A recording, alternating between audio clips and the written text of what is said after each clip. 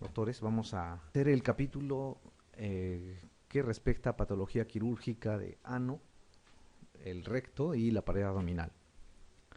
En pared abdominal vamos a detenernos en lo que son las hernias, obviamente, y en la patología anorrectal u orificial, lo que vamos a ver son las hemorroides, las fístulas, la fisura anal, y vamos a tocar un poco tangencialmente lo que es el prolapso rectal.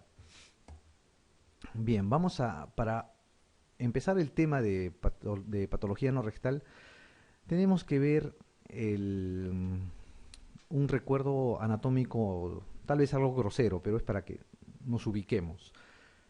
El recto, la parte final del intestino grueso, el colon, se va a continuar con el ano, con el conducto anal, ¿no?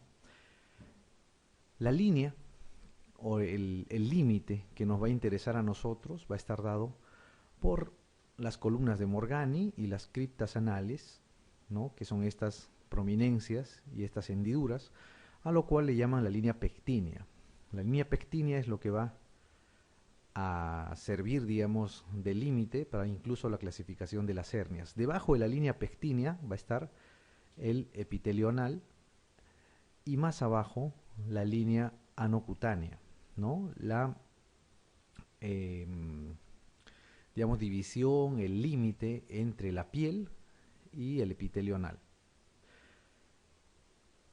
El recto y el conducto anal van a estar suspendidos, sustentados en un aparato esfinteriano, ¿no? De este aparato esfinteriano, que es complejo, tenemos que recordar algunas cosas. El recto como tal va a tener a la parte inferior, a la altura del ano, un engrosamiento de la musculatura circular. A este engrosamiento se le va a llamar el esfínter interno. ¿Okay? El esfínter interno entonces va a ser el engrosamiento de la pared o de la capa muscular circular del recto. ¿Okay?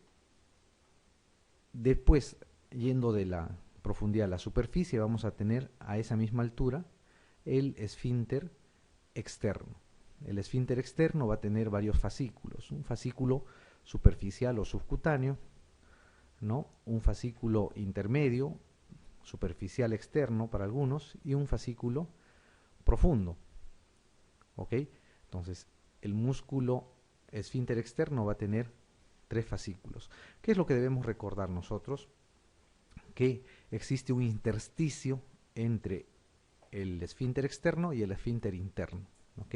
Es importante ahí, ¿para qué? Ese intersticio nos va a servir para describir las fístulas, para describir el tratamiento de la fisura anal y para describir cómo es el drenaje de los abscesos rectales o perianales. ¿Ok? En resumen, el ano y el recto se sustentan en un aparato de sustentación y de suspensión. Parte de este aparato está dado por los esfínteres. El esfínter interno, ¿no? Engrosamiento de la circular, y el esfínter externo, que es un músculo estriado, responde a la voluntad, en contraposición al interno, que es autónomo. Además, vamos a tener el suelo de la pelvis, que está formado por el músculo elevador del ano, ¿ok? Y sus respectivos fascículos, que le va a dar el sostén, ¿no? El soporte a el ano recto. Muy bien. En esta región sabemos que está drenado por los vasos hemorroidales. Los vasos hemorroidales discurren en general por un tejido conectivo que lo va a suspender en la mucosa. A este tejido conectivo, junto con los vasos hemorroidales, se le llama las almohadillas hemorroidales.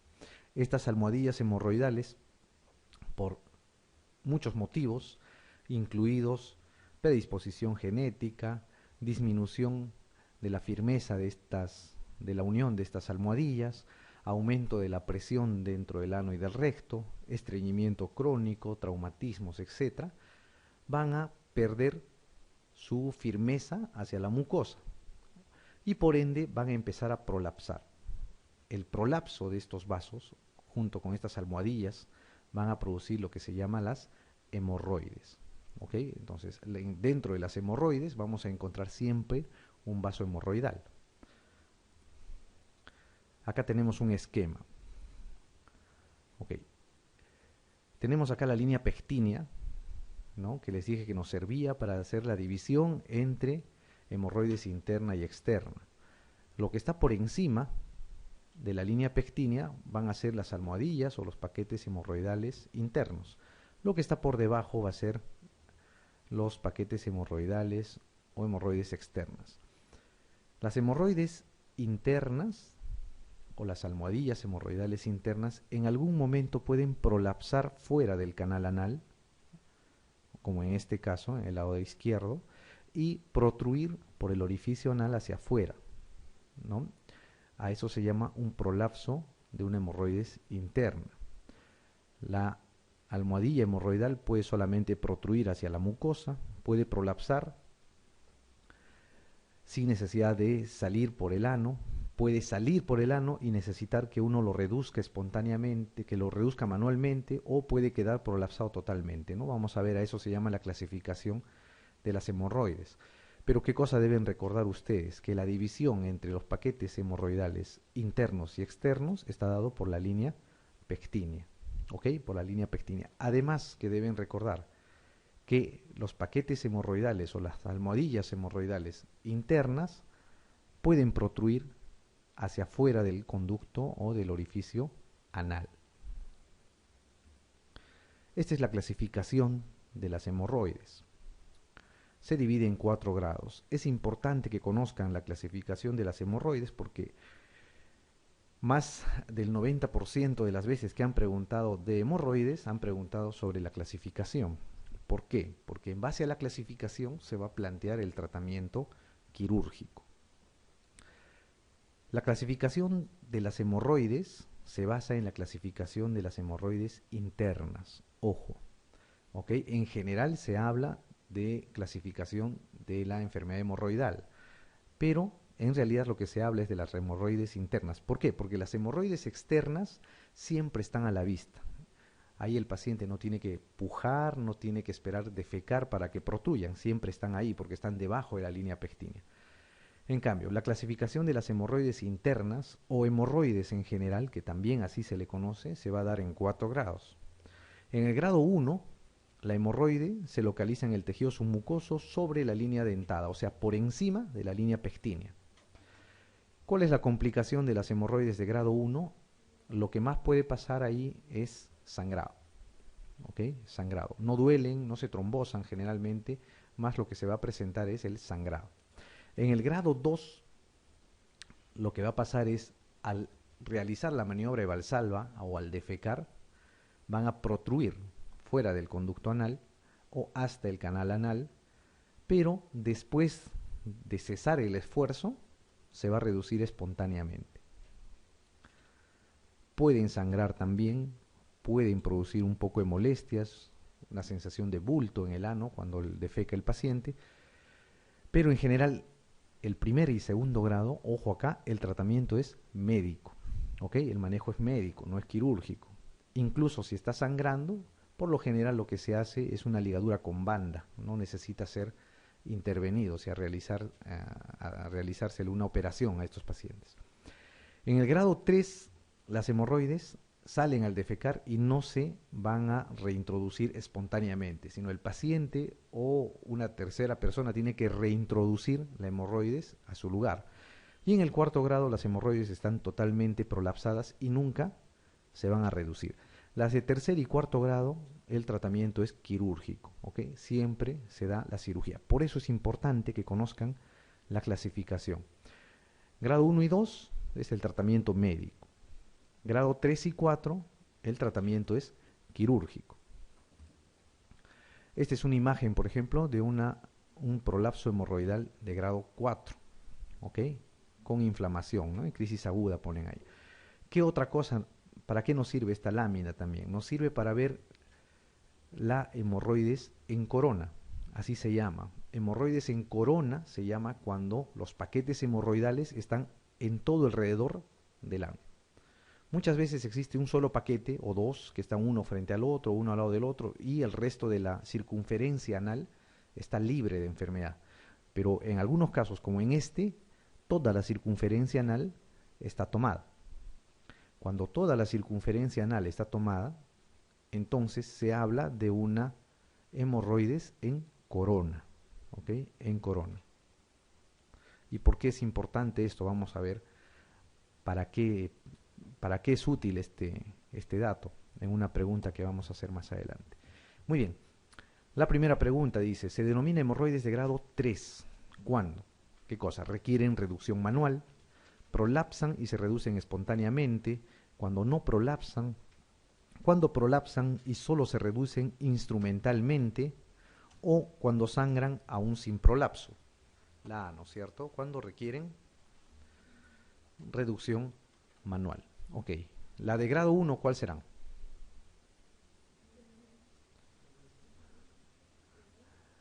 Las que no prolapsan, pues, ¿no es cierto? Las que no prolapsan, o incluso podrían sangrar, pero no tienen prolapso.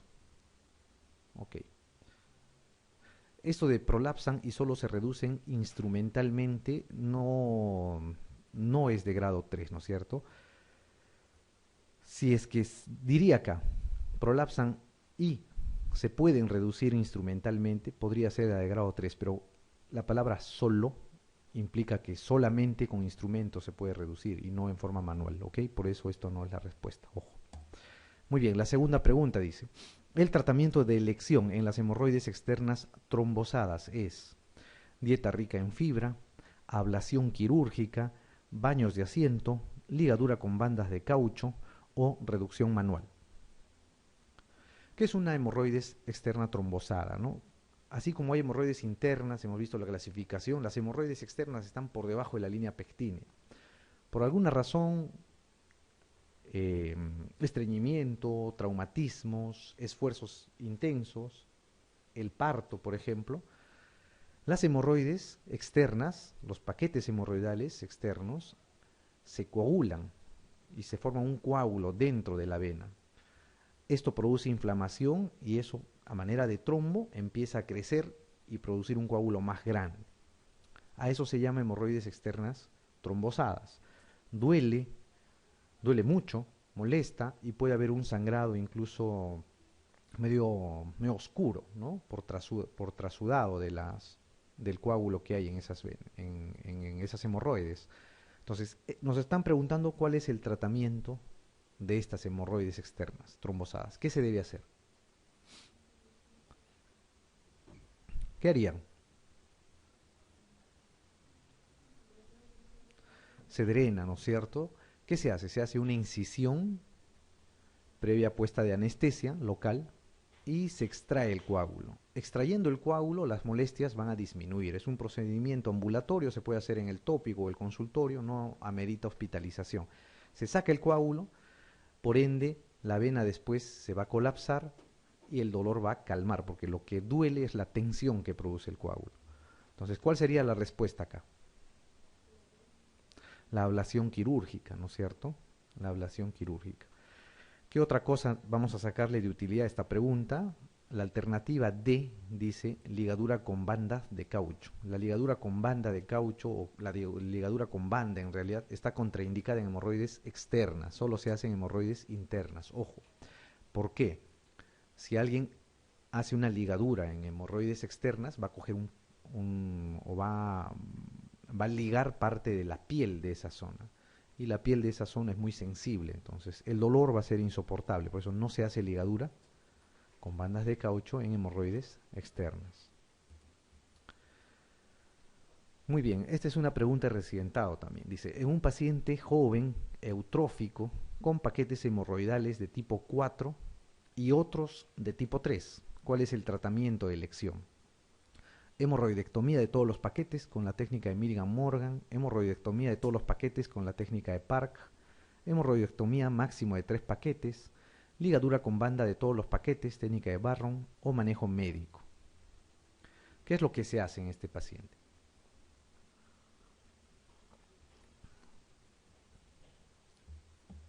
A ver, vayamos. Dice un paciente joven eutrófico, ¿no? Paquetes hemorroidales de tipo 4. Dice paquetes, ¿no es cierto? Entonces, mínimo deben ser 2, probablemente, ¿no?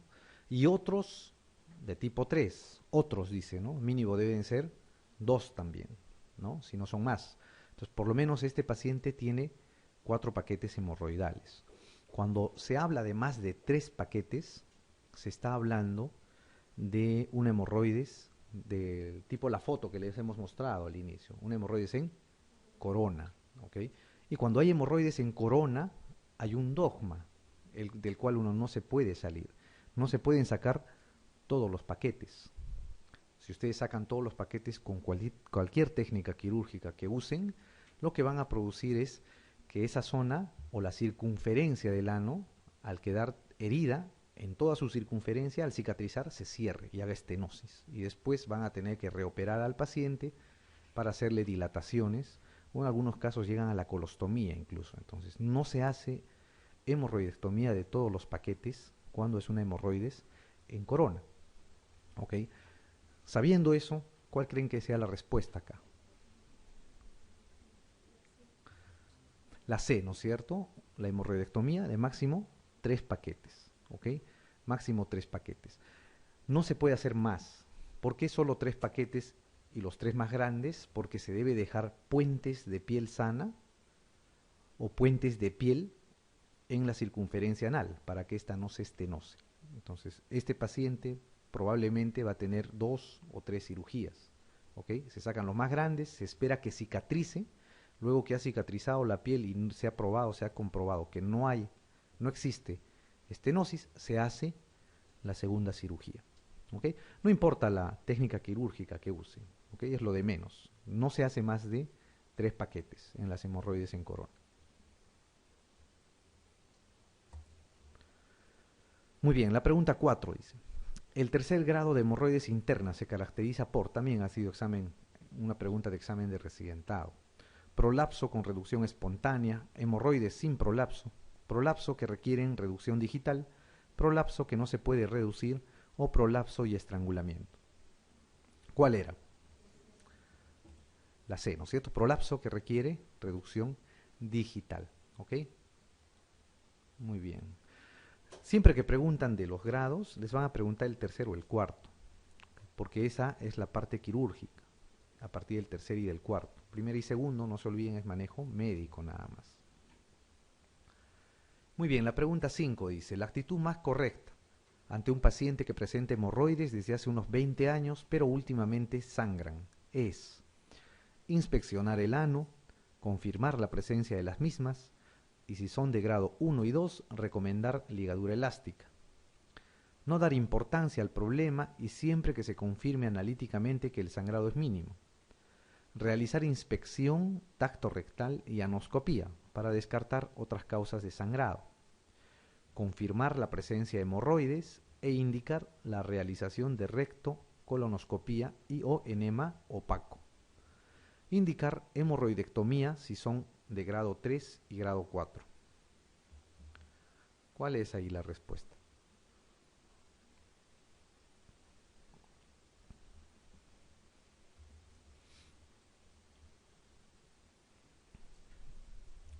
Casi todo se puede hacer, ¿no es cierto? Pero lo más correcto, les dicen. ¿Cuál es la actitud más correcta? ¿Qué es lo que se debería hacer? A ver, de menos a más.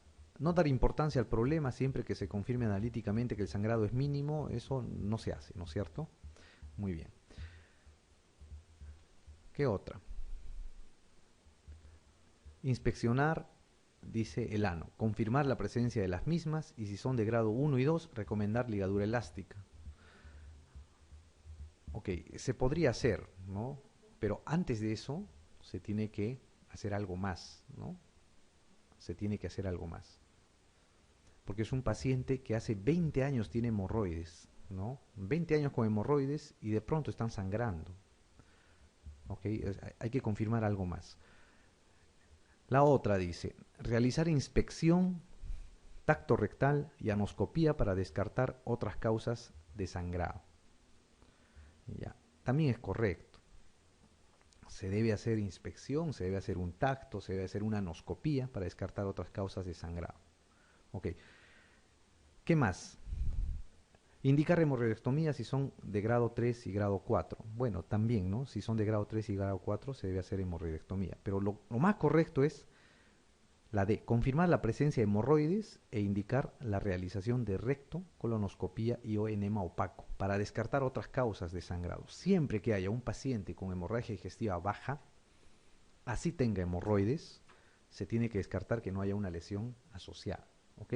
Un cáncer, una enfermedad diverticular, cualquier tipo de lesión, angiodisplasia, etcétera, que haya, no solamente en el ano, sino en el recto y en el colon, ¿ok? Eso es lo más correcto. Después de confirmar que no hay otra cosa o otra patología que esté produciendo el sangrado, lo que se puede hacer es la ligadura, la hemorroidectomía, lo que esté indicado respecto a la patología hemorroidal, ¿ok? Entonces no se olviden de eso también, ese es otro dogma, al igual que realizar hemorroidectomía de solamente 3 paquetes en las hemorroides en corona. Siempre que haya un sangrado digestivo bajo, aún teniendo hemorroides el paciente, se debe descartar otras patologías asociadas. Muy bien. Vamos a hablar ahora de lo que es la fístula anal, ¿no? ¿Qué cosa es la fístula anal? La fístula anal en realidad es una enfermedad secundaria a un absceso perianal. Lo primero que aparece en este tipo de pacientes es un absceso, es una colección de pus, la cual drena. Después de haber drenado, va a aparecer posteriormente la fístula, ¿no? Como saben, la fístula es la comunicación anormal mediante un trayecto fibroso entre dos epitelios, ¿no es cierto? En este caso, la piel y el epitelio anal. Si es más alta la fístula, será una fístula rectal, hacia el recto. En general son fístulas anales. Ok, como les decía, el antecedente más común es la presencia de un absceso perianal. O sea, hay un absceso en el ano. Este absceso drena y después de drenar va a formarse una fístula como digamos la consecuencia, la curación espontánea de estos abscesos. ¿En qué consiste el tratamiento? El tratamiento consiste en hacer la fistulectomía, o sea, sacar toda la fístula, o hacer la fistulotomía y el legrado correspondiente. La fistulectomía, como su nombre indica, es sacar la fístula entera, ¿no? Es como un túnel y sacar la fístula. La fistulotomía es abrir la fístula y realizar un raspado. En ambos casos, normalmente se deja a que exista una curación por segunda intención, o sea, se deja sin suturar la herida y que cicatrice solo, ¿no? Con excepción de los niños. En los niños muchas veces se hace la sutura correspondiente, pero en general se hace el corte, se drena, se hace el legrado y se deja que cicatrice sola. Ok. El hecho de hablar de las fístulas, como habíamos hablado, como habíamos mencionado en la anterior diapositiva, nos hace recordar los abscesos, ¿no? Un absceso es la curación, es el preludio de una fístula. ¿Qué cosa es un absceso? Saben ustedes que un absceso es una colección localizada de pus, ¿no es cierto? De acuerdo a dónde está ubicada, los abscesos van a producir los diversos tipos de fístula. Este es un corte de la región anal, ¿no? Y perianal. Tenemos aquí los huesos ilíacos, ¿no? El músculo elevador del ano, que llega hasta la región anal, y los esfínter externo e interno, que están adyacentes. Entre el músculo elevador del ano y los esfínter externo e interno van a existir espacios donde se pueden localizar los abscesos. El más frecuente es el absceso perianal. El absceso perianal es un absceso, es una colección de pus que está cerca al ano por debajo de la piel. ¿Okay? Tenemos también el absceso isquiorrectal. El absceso isquiorrectal está en la fosa isquiorrectal. ¿Y la fosa isquiorrectal dónde está? Entre el isquion y el elevador del ano, ¿no? Es más profundo. El absceso perianal, a la inspección del ano, se va a ver como un absceso. Tumor, un rubor, aumento de la temperatura local, dolor a la palpación. En el absceso isquiorrectal a veces no se ve eso, nada más que dolor a la presión, ¿no? Y ya se hace el diagnóstico más adelante cuando drena el absceso. Y peor aún en los abscesos pelvirrectales. Los abscesos pelvirrectales están por encima del músculo elevador del ano, entre el músculo elevador del ano y el recto. Y hay otros abscesos más raros, que son los abscesos submucosos, que están debajo de la mucosa del ano y recto. De estos que estamos viendo, el absceso submucoso es el que de repente drena y no deja mayores secuelas. Pero en general el resto de los abscesos tiene hasta el 50% de posibilidades de derivar en una fístula, ¿ok? De una fístula perianal. Bien, este es un esquema de un absceso, ¿no? El absceso, en general, ¿por qué se produce? La mayor parte de veces, no siempre, pero la mayor parte de veces se va a deber a la obstrucción de las glándulas que desembocan en las criptas anales. Estas son glándulas sebáceas que van a lubricar esta zona, ¿ok? Se obstruyen y al obstruirse la secreción empieza a acumularse por la vecindad al contenido fecal que hay acá, a la contaminación que hay de esta zona, se va a infectar y se va a formar una colección de pus, ¿ok? Que es un absceso perianal. Posteriormente, este absceso perianal en general va a drenar hacia la piel, ¿no? Por donde está la manito en la figura, ¿no? Acá.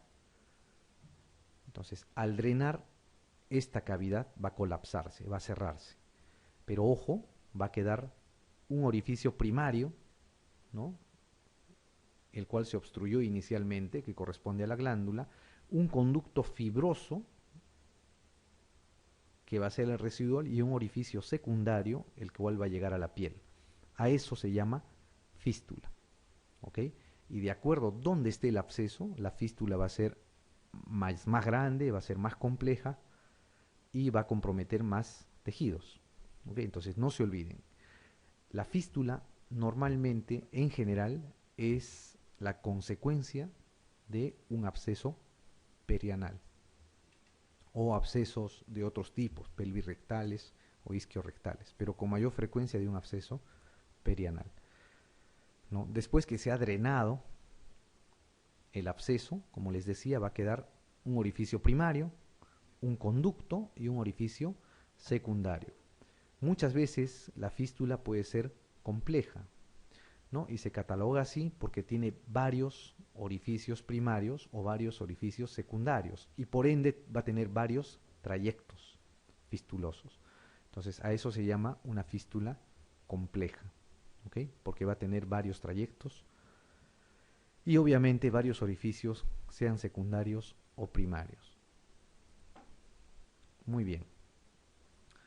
La pregunta 6 dice: respecto a los abscesos anorrectales, todas las respuestas son correctas excepto las o los de localización más frecuente son el perianal y el pelvirrectal.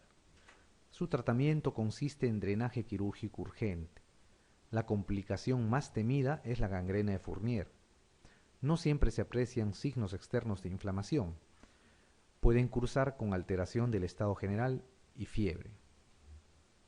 ¿Cuál será ahí la respuesta?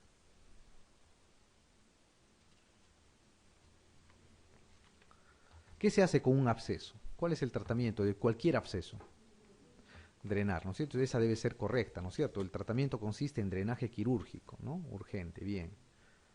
¿Qué es la gangrena de Fournier? ¿Se acuerdan?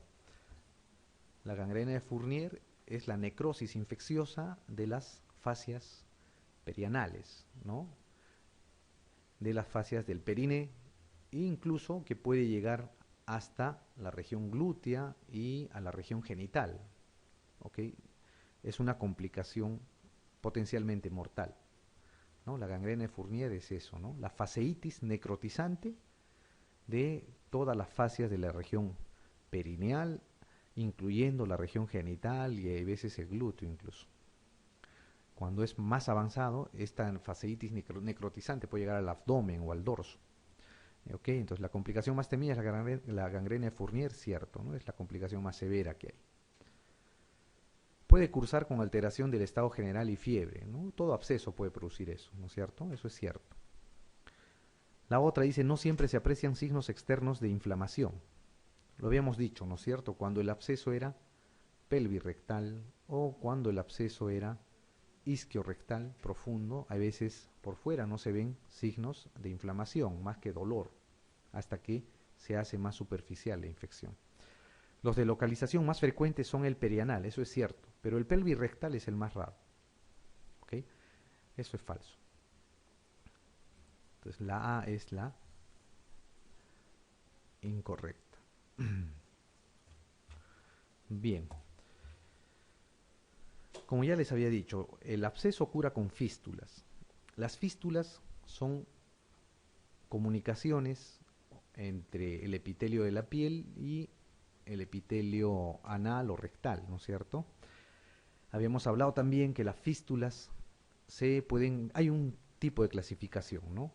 Que vamos a ver más adelante, creo que está en el siguiente slide, pero se les puede llamar complejas o simples de acuerdo a si tienen un solo trayecto o si tienen varios.